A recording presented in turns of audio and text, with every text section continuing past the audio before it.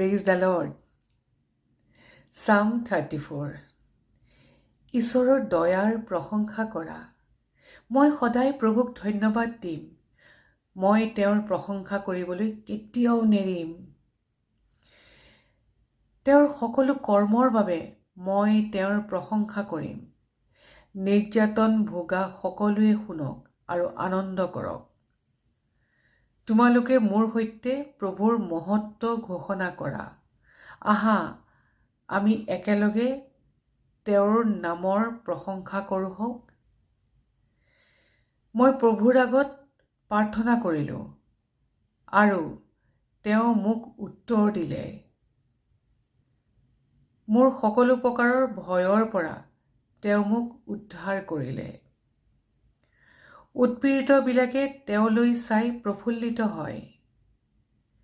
তেওঁলোক কেতিয়াও নিৰাশ নহ'ব। নিঃসহায়জনে তেওঁৰ আগত প্ৰাৰ্থনা কৰিলে তেওঁ উত্তৰ দিয়ে। তেওঁ তেওঁলোকক সকলো সংকটৰ পৰা উদ্ধাৰ কৰে। প্ৰভুৰ দূতে তেওঁৰ আজ্ঞা পালন কৰোঁতাবিলাকক পহৰা দি ৰাখে আৰু বিপদৰ পৰা তেওঁলোকক উদ্ধাৰ কৰে। প্ৰভু যে কেনে দয়াময় তাক তুমি নিজেই বিচাৰ কৰি চোৱা। তেওঁত আশ্ৰয় লওঁতাসকল সুখী। সেই প্ৰভুৰ পবিত্ৰ লোকসকল,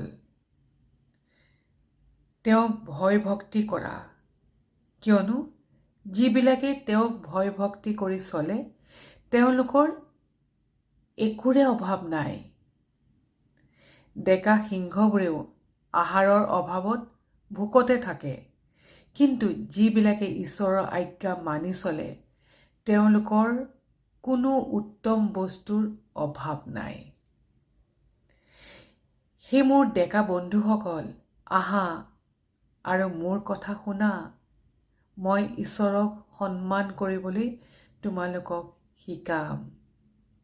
আমিন। Thank you, Jesus. Thank you, Holy Spirit of God. Thank you.